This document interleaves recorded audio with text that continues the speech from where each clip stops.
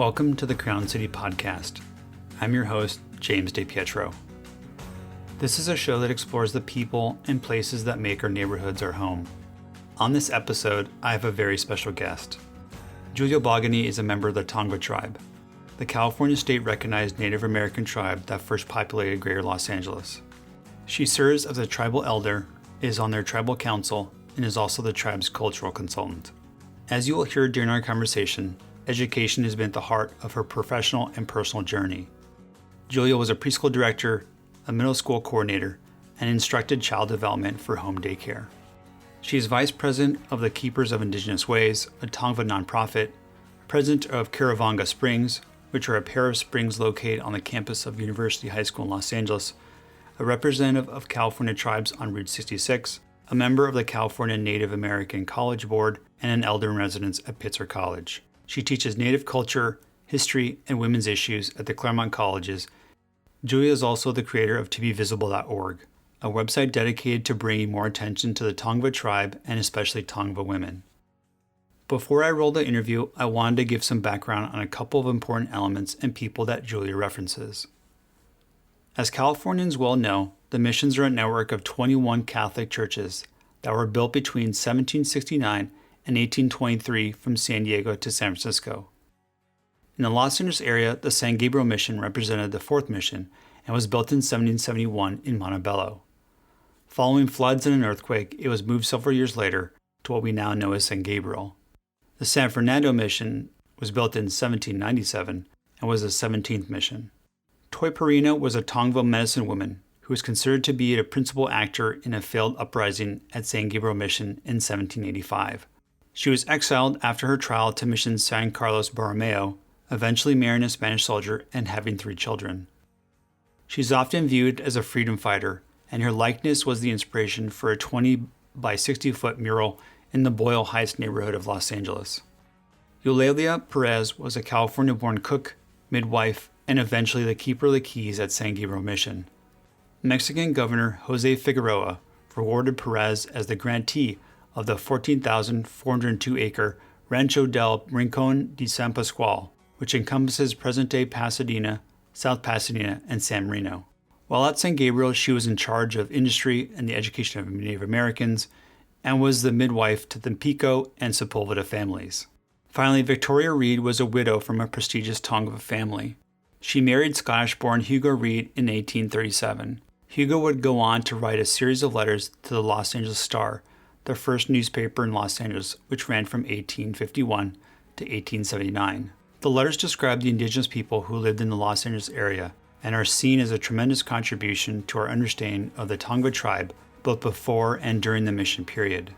If you're interested in them, copies are available on Julia's website, tobevisible.org, as they provide incredible insights into the Tongva people and their culture. This was a fascinating conversation, so without further delay, Tongva elder Julia Bogany. Julia, thank you very much for coming on the show today. I greatly appreciate it, and I look forward to our discussion. As we kind of talked about before the show, I'm incredibly interested in history, and when I was thinking about launching this podcast, the history of Pasadena was the perfect place to start. And the Tongva tribe is the history of Pasadena. It is the very start of the city. And so before we kind of get into your journey and the Tongva tribe and kind of get into some details, I kind of want to talk to you a little bit about your personal journey, your upbringing. And so can you tell us a little bit about kind of where you were born and raised? Okay, so I'm Julia Bogany, and I was born in Santa Monica. I was there till I was 10. My parents divorced, so I wound up, we moved to Baja California for 3 years. Then I came back at age 13 and went to San Fernando and went to school in San Fernando. Okay. And so very close, probably close to the San Fernando mission. Yes. So we're going to talk about the missions a little bit later. So as you're growing up, what role did your Indigenous heritage play in your upbringing? And not a lot. So, because it seems to skip generations, when we're talking about who we are. So I was, I knew we were Indian, but I didn't know what tribe or who until I was 13. And then So how did you find out, and kind of how did you go down that road of exploring more about yourself? So when I was 13, my mother gave me my papers for the BIA with our family tree, letting me know, this has my degree of blood and who I am. And so it wasn't until like I was in my 30s that I decided I wanted to find my people. And so it became important to me to find them. And so I did find them at 39 because it just wound it up. I wound it up in the right group, right? So it's like, okay. But today, and people call us fractions and I call us team players. We encompass the entire LA Basin and the 4 Channel Islands. So we would have always been split up. Right. Today, it's a different world because we do more of the politics of the world that we're in.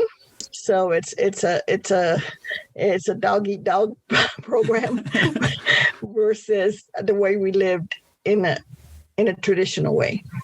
Oh, interesting. So we would always meet together at some point, but it's really large. At what part in LA could we all meet if we encompass the entire LA Basin?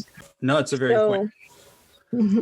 No, and it's kind of interesting to hear kind of the different groups, like you said, factions, but it's one big family. It's just kind of different approaches to it, it sounds like. Right. Okay. So I wanted to, so right now I run Cucamonga Springs in Santa Monica, which is where I was born. My uncle Al was no longer here with us, but he was the captain there. So that would have been the village. I came from originally next to University High School, right? Mm-hmm. Because that's where I was born. And so it's like, it was funny that I'm going back to those circles and winding up back where I started. But it's been a great journey, I think, because at first, the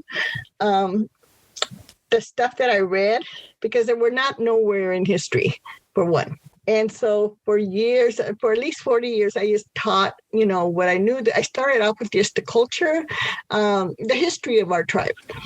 And then I kind of moved up into different areas like the water or plants and different things about us, about how we lived as I started researching on my own. So I have like lots of books that just have the word Tongva in it. But actually what I say is that the part of getting Father Sarah colonized as a saint or canonized as they say is what helped us, because people began to write. Oh, interesting. Native communities began to write the stories. And so it really helped me. So now we're entire books, right? You can see us on every page. So I did find during the mission studies, there was a book that was written at UCLA by a Spanish student that only wrote in Spanish. So I was at a meeting in San Francisco, and I said, "Oh, there's this book. It says Gabrielino, and you spell it the same way in English and Spanish. And Los Angeles is the same thing. You spell it the same." So I picked it up, and I go to my hotel room, and I read like 8 chapters before we realized. I said, "Boy, we're on every page," before I realized that it was in Spanish, So that was really great. So I always say that the reason we had to, even though we moved to Baja for my stepbrothers to get their green cards, right? Mm-hmm. That it was a place I was supposed to go to be able to do my research on who I am, right, and know the language, because it's better when you can read the research in its original language versus translating it, somebody else translating it. There's always something that's lost. Yes. No, I'm glad to see that it's kind of come full circle, like you said. Who were your influences? Were there any people that were incredibly important to you? No, I kind of just kept finding. People would say there's Tongva here because we have a group in Riverside. At that time, there was a couple, and then I decided to go closer to the mission. So one day I just walk in and they were holding our meetings at the church where our office is, and I said, I somehow, I guess they left the door open for the weekend by accident. And when I opened it, the alarm system went off. Oh, no. And it was to the school. So the chief said, "Lady, I don't know who you are, but you did a great entrance." And I said, "Well," so I showed him my paperwork, right? He says, "Oh, all of these are your cousins." So I went from having no family except for my children to having a family of 300 instantly. That's amazing. And then started kind of talking with my cousins that we hadn't grown up with to get to meet them and see what they were doing, and started working with some. And he said I needed to do it for my family, so we would stop skipping generations. Wow. Thank you for sharing that. It seems like from your background, you've always been in education. You were a preschool director, you were a middle school coordinator and instructed child development, and now you're the elder in residence at Pitzer College, and you teach at the Claremont colleges. Yes.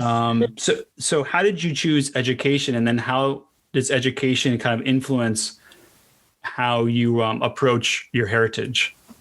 So, we lived in San Fernando, and I was like 3 blocks from the high school in San Fernando, but we had to move because the freeway was coming through. So I didn't finish high school for sure. So I left home at 15, but then I got my GED in my 20s, and I decided, they asked me, "Well, what do you want to do now? What kind of job do you want?" And I thought, well, I've done is raise kids. I guess I'll be a preschool teacher. So I went. So I went to this preschool that was in San Bernardino, and I said, I started there with 2-year-olds, but then I noticed that I had always worked 2 shifts just to support my kids. And so I decided to go to college, and I went to college, became a preschool teacher, then became a director and owner of 2 schools. Wow. And then I started teaching in the Spanish community how people could open their own daycare homes and what that would look like, and how, to be self-sufficient. And then I decided, to start working as a preschool teacher, and I stayed home for maybe a year, and got invited to the University of Oklahoma to do a program for Native American children ages 0 to 13 who had been sexually abused. Oh, wow. And to do it by the Native way, right? So here I'm going all the way to Oklahoma University, and I'm thinking, there's 29 tribes, and they had such great stories to tell about their people and how they were raised. And I came home and I said, "Where are our stories?" And my cousin said, "Make them up, you're old." And I said, "No." So I started really praying about those stories, and now I have 300 stories. 300 stories. People, every place I went to teach about my culture, people say, "Oh, you haven't seen this book?" And there was several stories. I'd go to museums and I would look in old cabinets, like museums that are in like a cemetery, right? Like Ogamansa. Mm-hmm. And so I would go there, and there was this little cabinet, and there was a book there about California history, and it had 5 of our stories. And I thought, wow, that's really cool. It took me 2 years to decide to order it. I got a brand new copy for $2. And I was really thrilled. So, but I don't care where I went to teach, someone would always hand me a story. That's incredible. You need to write. I mean, I know you're an author, and we'll talk about that, but you need to record all those stories and write them down, because I think that everyone would benefit from hearing them. Right. I'd like to put them all together into a Tongva storybook. Yes. And do yes all Tongva storybooks, right? Because in our time, we all shared the stories that all the tribes in California have, but they know where it is by the location, like if it's at Pacific Palisades or in Pasadena, in Eagle Rock, where those stories came from, what tribe they belong to. But we might have all shared them because that was the way of teaching our children. Right. So we think that a lot of the culture was lost, but it sounds like a lot of it's preserved. It's just trying to find them in all these different little places. Yeah. And for me, I've really been blessed that people think, they know what I do. So they just kind of hand them to me. So it was really funny. I was at a main museum in downtown LA, and that's when I first got my first book that I did of the 5 important women to me in LA. Mm-hmm. And so this guy comes and he says, my ancestor slapped me this morning and told me to come see you. And he came from the high desert. I said, oh, I live in San Bernardino. You were like, you could have used to in there. He said, but I don't know why I'm here. So he buys my book and he gets to the story of Azusa. He says, that's why I came. 40 years I looked for that story. Really? And he brought it to me. And I thought, wow, this is just like, that was like made it, because every time I'd ask people about Azusa, they'd say, oh, people make up stories. Don't worry about it, But I said, no, she came to me in my dreams. I kept looking for her, but I couldn't find her. And so here he comes, and the name in Azusa means blessed miracle. So the book for the city of Azusa, for their 50th anniversary, they made this little booklet with her story. Oh, nice. And then when we did a revival probably about 6 years ago, maybe a little bit longer now, at the Coliseum in LA, right? Okay. And so I got up to do the prayer and I said, oh, let the heavens just burst with rain, and it starts raining. And I go, oh, shoot, I better watch what I say. But we handed out this little card. They said, if you want healing, go to Azusa. So people came, right? Because we had these little cards we were passing out everywhere. And they were like a little business card, but that's all it said. And in her book is those words. Yet nobody had seen the book. And so it was just really powerful to me that to find that connection. Yeah, absolutely. It was meant to be. That Yes. You kind of found this person and that all the story kind of came together. It seems like as an elder of the Tongva tribe that you're an ambassador. And I think that was really made clear during your conversation and presentation of the public library. Is that kind of how you view yourself now as an educator, as an ambassador for the tribe? I do. So I just did they're doing a documentary on me, and it was like, what does to be visible mean, and what does being invisible mean? I don't know. For me, I'm kind of in the same spot. I mean, now I have too much exposure, or I have not enough. I don't know how good it is. But I think I see myself as really allowing the tribe to come back, right? It's like we never left, and that's why my quote is, Tongva women never left the land, they just became invisible. Right. And so that's how I feel that's what's happened. We became so invisible that people didn't know that we were here. I think that's a great kind of segue to a kind of a larger conversation about the Tongva tribe and kind of your history. When I started kind of going down this road and doing some of my research, and I have stacks of paper now that I've printed everything I could find on the internet. And I've tried to buy as many books as I can to kind of better understand. And, when I was growing up in Los Angeles, on occasion we go to the Southwest Museum. Now the Southwest Museum has now been acquired by the Autry Museum. So it's now it's not a place to go in South Pasadena, kind of in the area. But, from what I gather, there were about 5,000 members of the Tongva tribe across about 100 villages back before the Spanish encountered the area in 1769, I believe. Is that kind of your understanding of in terms of the size of the tribe and how many villages there were? Yes. So remember the villages had like 25 people or 50 or 75 or 100. They were so the small villages were the ones that were taken to the mission. Everyone did not attend the mission because they were larger villages and they didn't have enough people with them to come get us. Oh, interesting. So San Nicolas Island, let's say, so we have the 4 Channel Islands, right? Mm-hmm. Catalina, San Nicolas, San Clemente, and Santa Barbara.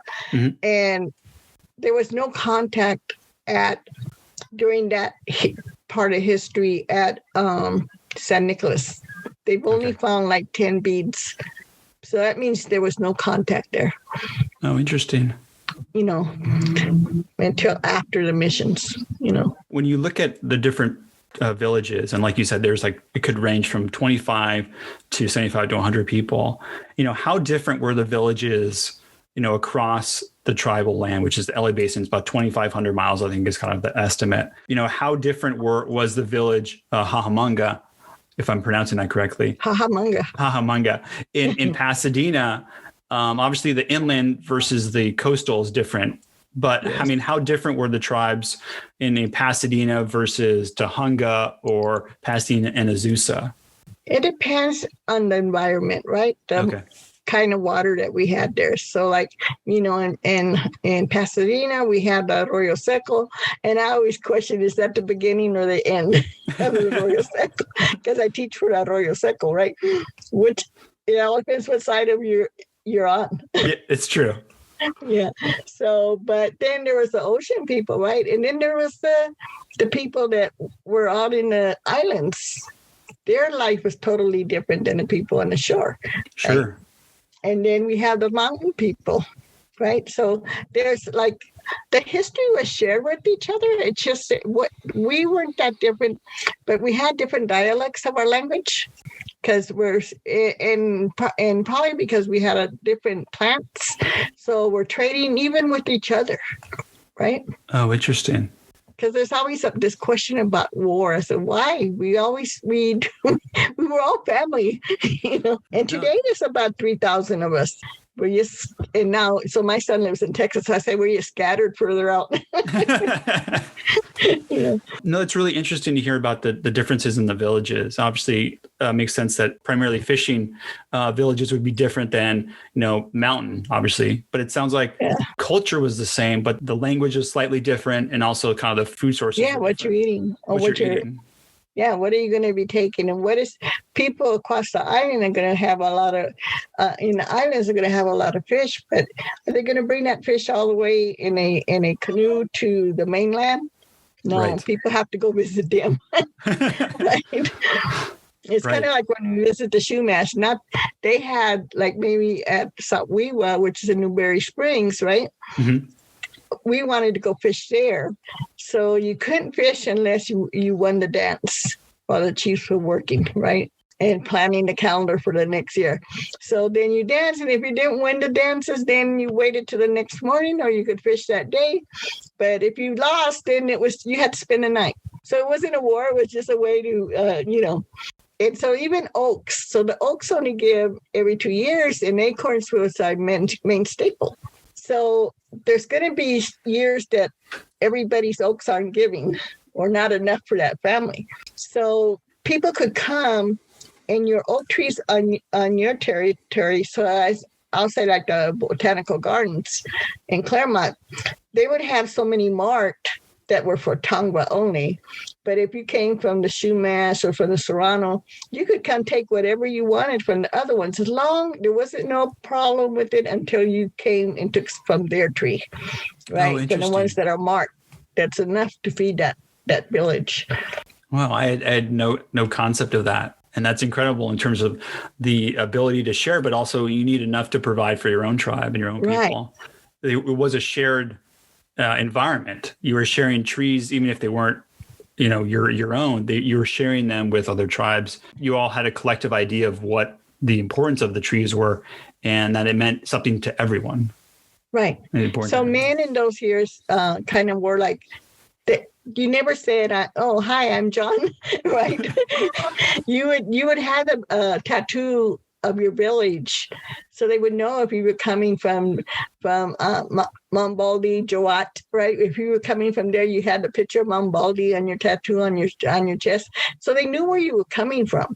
And if you were Shumash, you have your tattoos from your villages, so people knew who they were by their tattoos. That's interesting. So did every person have tattoos with their village on them? Yes. Really interesting.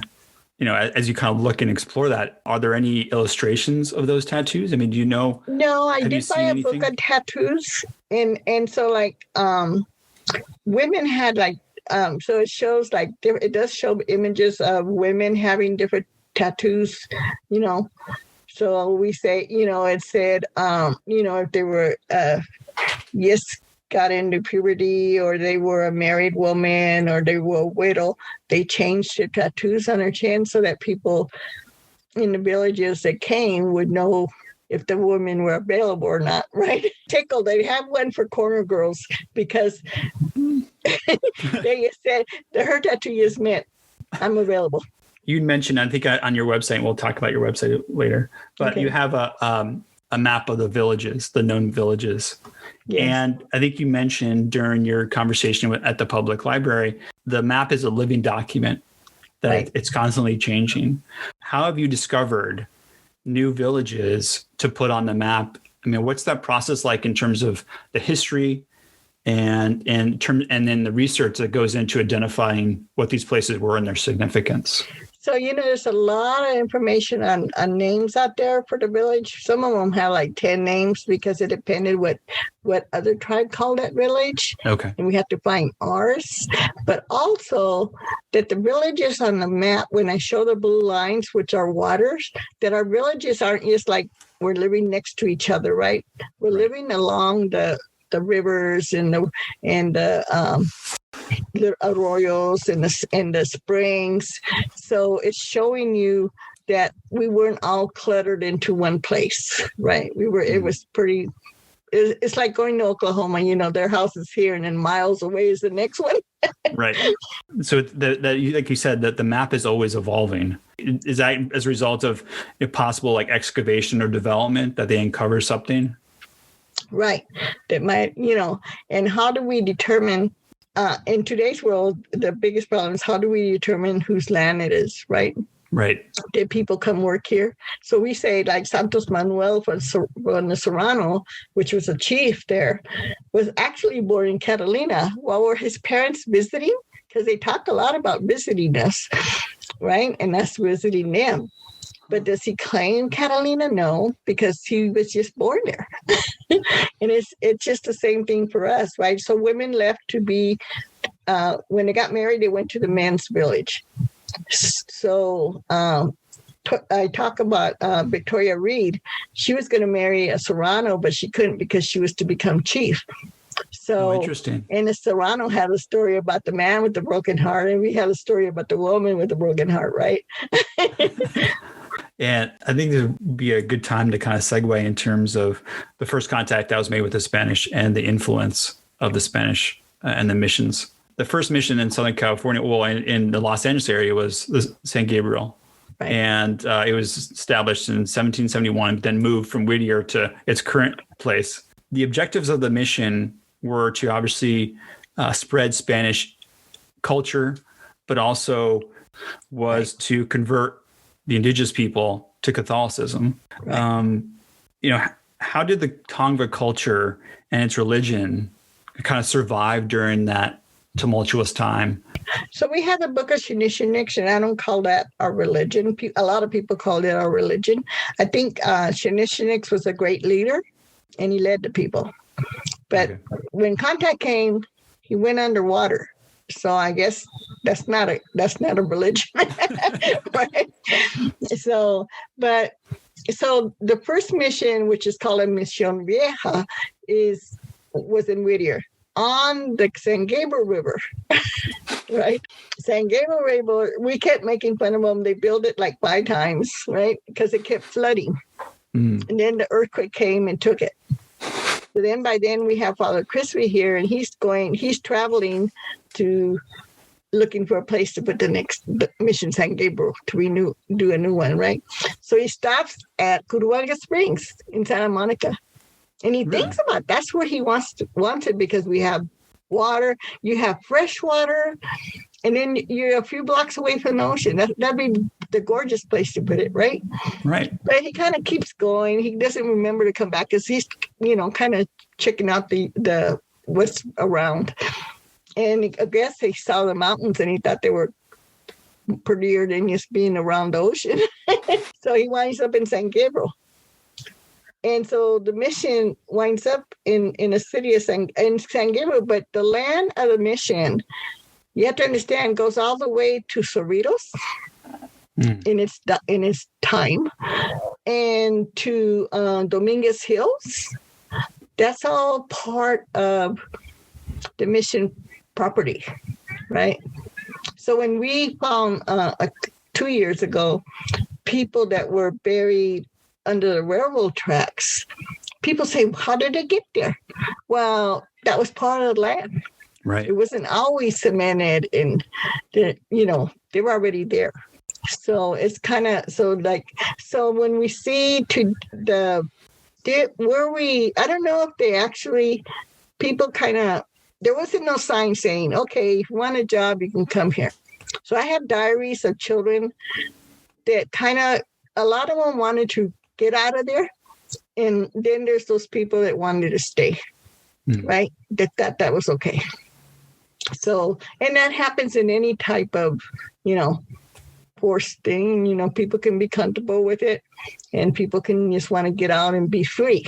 But it also, during that time, it also bringing these huge animals, kind of destroy the land, right? Now you're making lye soap versus our natural soap, So it's like, so anyway, so then what happens with that is that the missions become, so I always say that the missions did not call us Gabrielinos. That came with the Rancho era, with the Spanish. Oh, it did not come. The priests didn't have time to change our language. That's why they brought, there was Indians from different tribes in San Gabriel. The Kumeyaay were brought there as people were traveling because they spoke the closest to Spanish, so they could interpret. People were sent to Spain to learn the architecture. If we had known that architecture, would he have been making these hut homes? No, they would have came into castles, right? Right. So, and then I asked the bishops, because I belong to the mission studies, how long did it take to build each mission? And he said it takes about 13 years per mission. So when you're thinking about that, how many people are dying during that 13 years, right? And how many people are actually surviving the life there? And what is, and that's a long time. So what happened, so when we were talking about holidays, right?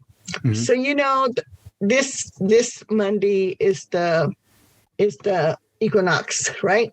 Mm-hmm. So it's pretty close to Christmas, right? So we're partying along with them. But they're thinking we're partying because Christmas is coming. But we're partying because it's a time of a winter when people relax and teach their children, and, they rest, they have that. So I always say every culture actually started with 9 months. And then people change it to 12. And I asked my professor, who did that? Because every culture, if you look back in history, has only had a 9-month calendar. We have a 12-month calendar because we want to fit more in it. And during those years that people are saying people are committing suicide, it's because we live in a fast pace and there's no time for family. So then here comes the spring when our bears come out and we celebrate the beginning of the new birth of the plants and everything. But also comes Easter.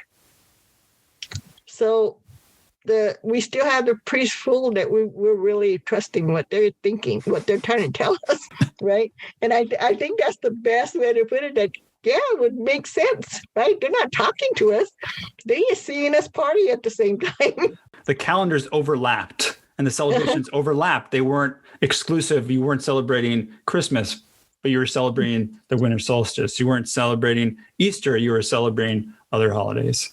Yeah. But it just so happened because of the calendar overlap. Yeah, they kind of wanted. Yeah. So you mentioned earlier that the smaller villages were absorbed into the mission system, where it sounds like the larger villages were not. Is that right? Right, they weren't. So, but if they were coming, you might have picked up somebody on the road, right? Okay. But more likely, they were heading higher up in the mountains, right? But it wouldn't have been an entire village. It would have been as people noticed what was going on. So inside the mission San Gabriel, you see this beautiful art, right? Yes. But we're really telling our story, if you ever really paid attention to those, right? Mm. So they have like replicas in there now versus the originals, but they do have the originals in a museum. And you tell that they're telling our story. And they're not really telling their story because the art came from the Tongva, right? Right. you now have a relationship with the San Gabriel Mission. Yes. And so, sorry, two questions. One is how did that relationship come about? And then the second part of it is, can you talk a little bit about the conditions of the Tongva people? People have removed bells nowadays, right? And of course, I can't picture that because it was in the era that I was there. In they use bells to me. They take me to San Francisco, right?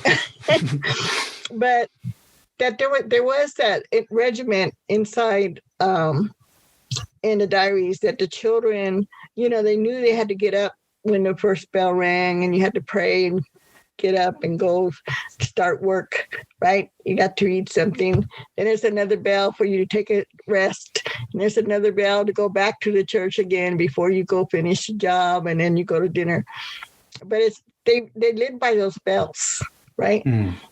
But so in February, I took the bishops, the priest and the head of the Catholic Church nun, and we did this walkthrough. Because I said, I need to show you, well, first, how we started was I have a friend that works for the Catholic Archdiocese who's Yaqui. And she I said, I have a problem with this mission. I go in there and I tell people, write down, like, what do you see in this church? You see this little pulpit up in the air. Father Sarah was short, so he had to climb to do the message. I said, but when we get outside, I'll tell you about it. Let's go look at that's where they filmed the movie with Lucille Ball and Desi Arnaz doing the wine scene in their movie, right? That was filmed right there at San Gabriel Mission. It was? I had no idea. They have their picture in the museum, and they have. It's been a number of years since I've been there, obviously. So, yeah. So, and they have this little wine room, right, where she was smashing the grapes. Smashing the grapes, right. Yeah. So it's like, they have all this stuff. And then, like, maybe 4 years ago, they put up this bench to Aurelia Perez, which was the keeper of the keys. Now, she wasn't Tongva. She came from Baja California.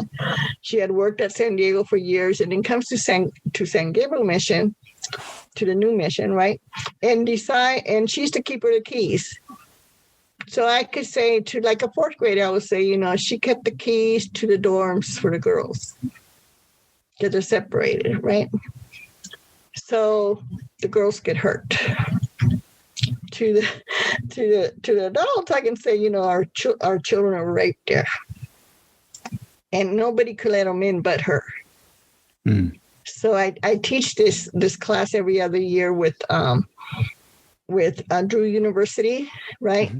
And they said, yeah, but maybe she had to because they threatened. I said, I don't care. Then I would not hold the key, right? Right. So.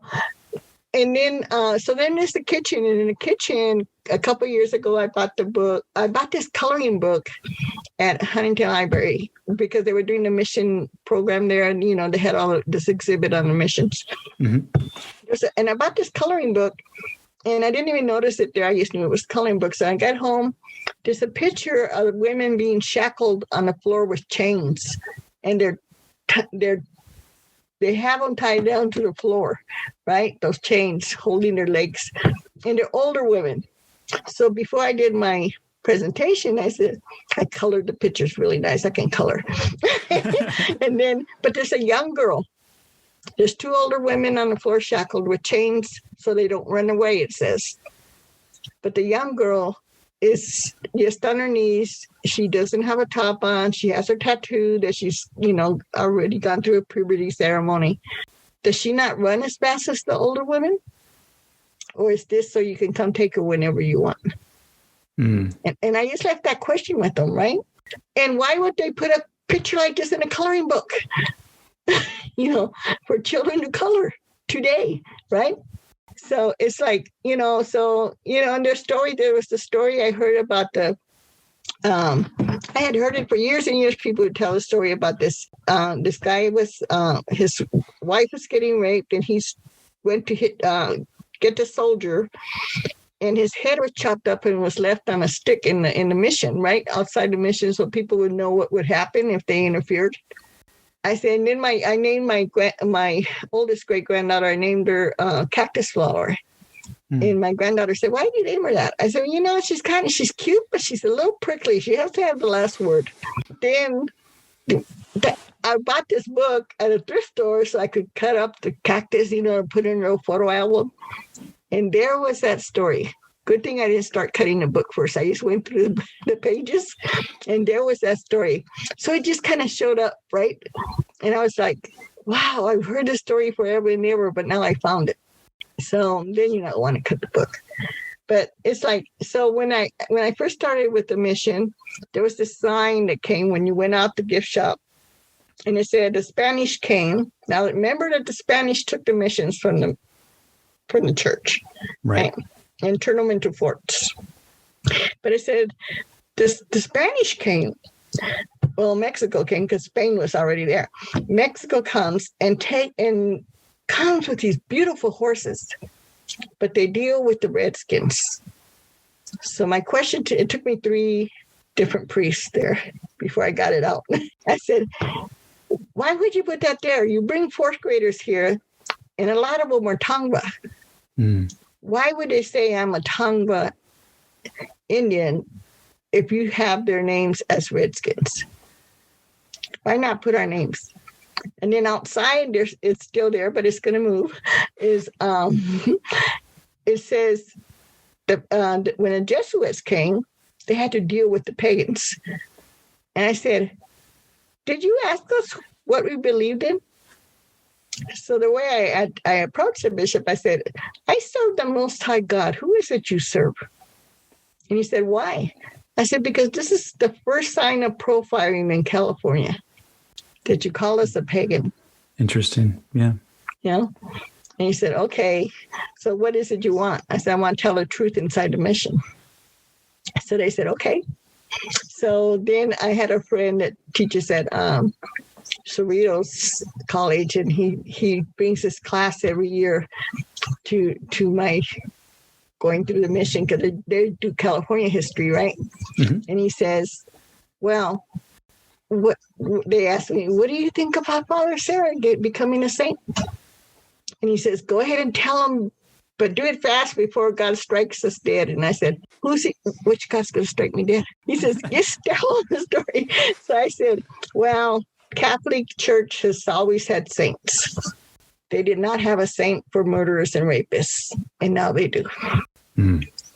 And they said, and the students say, because these are college students, they say, boy, she can say that with a smile, So it's just like sometimes, like when I was talking against the word, talking for the word genocide, I was talking about those grapes that Lucille Ball was in there, and all of us have seen that.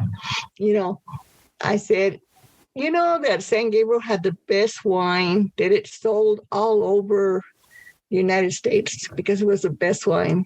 And do you know why? And they said, no. So I said, because the people at the missions were killing our men and our children. You don't think the women were getting back at them? They were peeing in the grapes, and that's why it was the best wine. So it sounds like what you encountered at St. Gabriel, and it sounds like that's in the process of changing, is whitewashing. Yeah. We're focusing on Lucille Ball stomping grapes and making wine, but we're not celebrating the original inhabitants of the area that actually built the mission. Right. And you're even honoring Aurelia Perez, that yes, she probably married a Tongva at some point, but why did you build her this bench to honor her when she really was a destruction to the people? So that was the problem for me. And then I just think that it's about, so I've had a couple of ceremonies there at the mission. I told the bishop, I just want to have this bonfire. And he says, why, Julia? Because I want my ancestors to be released out of these walls. So I kept kidding about the bonfire, right? So I took some sage, and for some crazy reason, instead of taking my abalone shell, I said, I'll just put it in a terracotta pot, the bottom part of the pot holder. I put it in there, and because the clay was wet, it exploded. Oh, no.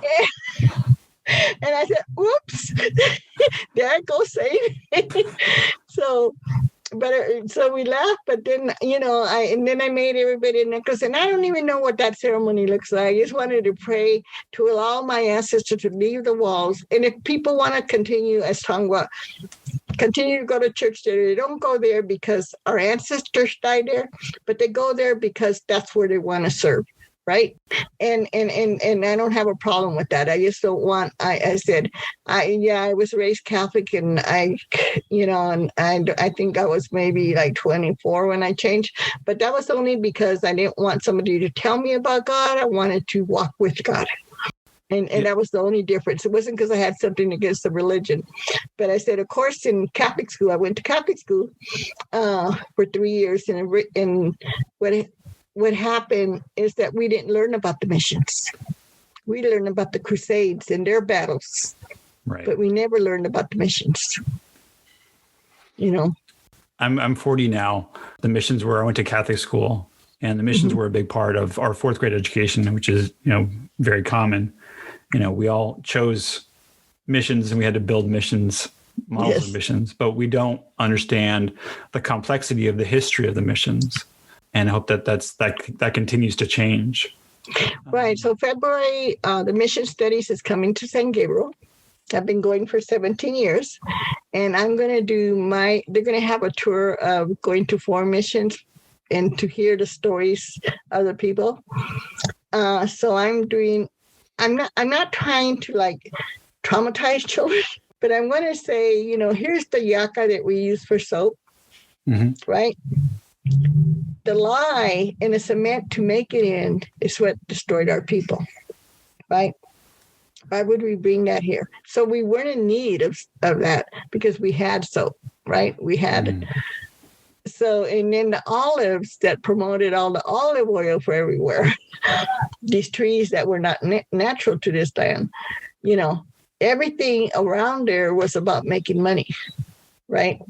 And that's what it's always been. But so when the roof burned, I got many phone calls at 5 a.m. And people would say, "Oh, now they can tell the truth." I said, No.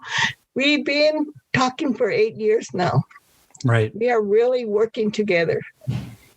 I don't have to be Catholic to be part of the lesson of that mission because, my people died building this mission. I can tell that I can teach my people, right? And I can teach any school that comes. And I tell, when I took the priest through the walk, I said, I will never disrespect this house because to me it's still God's house. But let me tell you, that pulpit up there and this guy, I know Father Sarah was short, but you know what? It's domination. When you sit above somebody like that, when you stand up there above the people,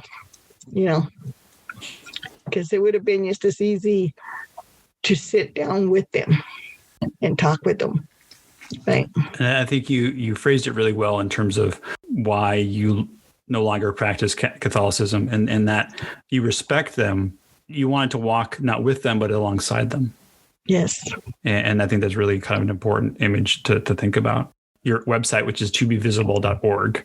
The purpose of the site, as I understand it, is to bring the attention of others to the stories and lives of the Tongva people and to focus especially on Tongva women.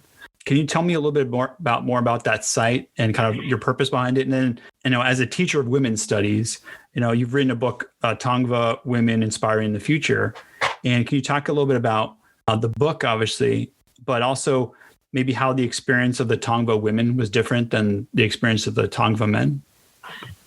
I think because I can put everything to today, right? So that website came to be because my great-grand, that is 15 now, was 11 doing a spring program for her class and asked me if she could interview me. And I said, yes. And so she's asking me all these questions about being Tongva. And then she says, how does it feel to be a Tongva woman? And I said, I feel invisible. It's like I constantly have to repeat who I am. it's like you got to prove it, right? And so she says, that's how I feel. And I said, absolutely not. So I worked with the activist media class at Pitzer College. And I said, okay, I want a website. And so we put the website together. And then I wanted to do a book about the chiefs. And I looked at a lot of material. I found, I think this year, maybe like 4 chiefs names. But I found women who had done some powerful stuff in Los Angeles. So I wrote about my grandma who died when I was 2, but she left. That's the reason I have a BIA number, because she must have been an activist and went and signed me up regardless of what was going on. When, in the 40s, she went ahead and signed me up. And so then there's the first woman who delivered water door to door in Los Angeles. It's on Avenue 51, I believe, in Highland Park, right for the Gold Line. And then there's Toy Purina that everybody knows. I say everybody talks about Toy Purina. And then there's Azusa, the healer, who was also, well known. She came.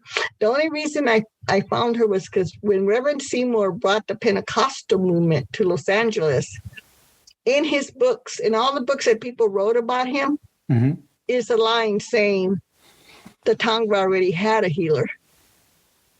And her name's in there. But that's as far as I could get for 40 years till I finally got her story.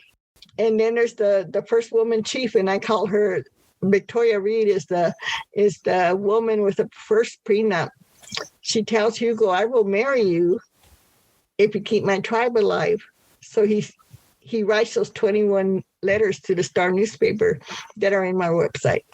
And that, for people that don't know, I would encourage them to go to the site, and I'll link it in the show notes as well. Okay. But that is an incredible depiction of the culture.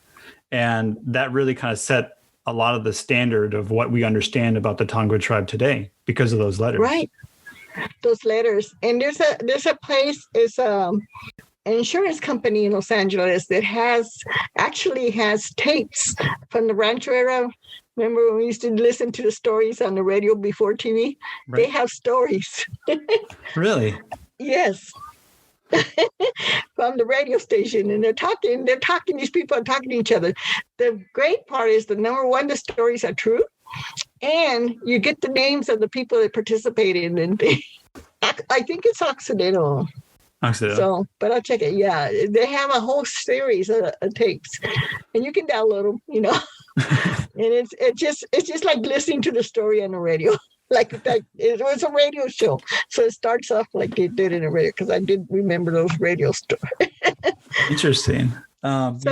You said, during your conversation with the public library, that the most effective way that people can really support the Tongva tribe now is to become an ally. Mm-hmm. And I think that's a very powerful word.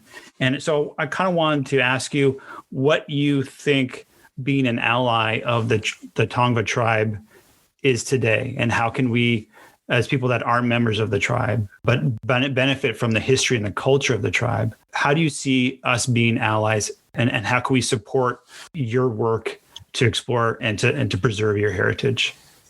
I think so. For me, being an ally is kind of like know who you are, your history, where you came from, because that gives you the power of being able to respect other people, right? Because when we're sure about who we are, and somebody questions us, right? Because we're always questioned, but you either have to know or not know. But you have, so like my great granddaughter, the next year she did her Azteca side, right? She said, I want you to, okay, I gave her all the stuff I had, and then I introduced her to people. You got to be able to do that in order to, you have to admit the wrongdoings. And I told her it's not a prettier history than ours. I gave her the warning. So it's like that. If you just want to follow, when people follow, they follow temporarily, right? Mm. It's not so a lot of people that we meet through time that we're here on this earth, we meet and then we don't have nothing to do with each other. But it's all about relationships. So Right. that's what has happened at the mission for me. It's about a relationship. I can call and say, this is going on. I need help with it, right? I need your voice. It's not about, I need your money. I need your voice. I need you to stand with me and understand what, that we're trying to become visible. So when I taught last month for Native Heritage Month, I taught at a college. And I'm explaining a journey without showing them the journey. But I told them, how the relocation happened to were the last people that took us out because you didn't know we were here. And the professor apologized. And I said, you don't owe me an apology. I just wanted you to know that you became part of that without even knowing, because you weren't treated any better. The difference was that you were promised something. And so yesterday, you remember when they were giving out, they were talking about the shots for the COVID. Mm-hmm. Where were they? In Hollywood. I thought, this is, it's everybody comes to Hollywood. And I always used to say, everybody does Hollywood. Okay. So everything that changes in Los Angeles, right? So I was part of the civic memory group that, we done the project ends in January with the outcomes. And it's just been really neat to participate. Because one day I was at a water meeting and I'm saying, there needs to be a Tongva in every board that's available, right? And then I thought, wait a minute, that might be me, so never mind. One more job for you to do, or 10 more jobs for you to do. Yeah, but it's great, and I think this is the first time in December that I've been totally busy. I've always done Hermosa Beach students the first week of December, and we did it. They tape me, and then they pass the tapes to the teachers. I took them the supplies and dropped them off at them, and it still happened. Right. Mm. But it was really great. And the kids told me what they learned and everything. They sent me, videotapes and stuff. Right. But I think it's really nice to acknowledge a people. So we're a state recognized tribe. The government might not acknowledge, but keep in mind that along the coast of California, most of the tribes are not federally recognized. Oh, interesting. Doing my research, the Gabrielino Tongva, as well as the San Fernando Tongva, have been recognized by the state since 1994. So where does that stand in terms of federal recognition? And is it something that is actively being pursued? I leave that to the higher ups. I kind of do. I'm a culture officer for the tribe. I sit on the council.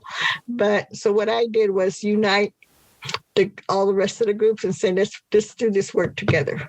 Forget the politics and let's just leave a better future for our children so that they have a complete puzzle and they can share with each other who we are, right? Otherwise, it's going to continue forever and ever and never happen. I guess my final question would be, when you look about and think about your grandchildren, your great-grandchildren, what are you optimistic about when you think about their future and their connection to their ancestry? So my great-granddaughter, Marissa, who's 15, is learning the language. You saw the photo in my website where she has it handwritten over LA River. And last Monday, her older sister that's in college came and said, Nana, I really want to know who I am. It's not just knowing that we're Tongva, right? I really want to take part. And I think that, and so Marissa, because she's the one learning the language really quick, right? That I said, you need to take it to the next 7 generations. So that by the time we get there, everyone will know the language, right? Because it's been 50, when we started the language, maybe like 10 years ago, the last main speaker was we hadn't had a speaker for 50 years. So most of the other tribes had at least 5 people, but we didn't have none. So it's like, it's important that they know the language. And I tell people all the time, it's not like God don't hear English. It's like he wants us to speak. He wants us to pray in the language he gave us. It's a beautiful way to look at it. Julia, it has been a real honor to have you on the show and to learn more about you in particular, but also the Tongva people. Thank you. Again, my special thanks to Julia for coming on the show, and thank you for listening. For more information on Julia and her work, please go to tobevisible.org and follow her on Instagram at Julia_Bogany. She has 2 books on her site that are available for purchase: Tongva Language Coloring Book and Tongva Women Inspiring the Future. I believe that in order to fully understand the present and dream of the future, that we need to learn about and from our past. The Tongva tribe has a proud and tragic history in Southern California, and my plan is to do a long-form episode on just this topic sometime in the future. However, every time I think I've settled on my resources or approach, I find something new and the process starts all over again. The most important thing for me is to do justice to a topic, so it will take me some time, and I look forward to releasing it sometime next year. If you've enjoyed this conversation, please consider subscribing so you don't miss an episode. You can find the show on iTunes, Spotify, Overcast, Breaker, and several other platforms. And if you have a moment, please rate and review the show so that others can find it. I would love your comments, feedback, and suggestions. You can reach me at james@thecrowncitypodcast.com and follow me on Instagram at Crown City Podcast. You've been listening to the Crown City Podcast, and until next time, keep positive, stay safe, and see you around town.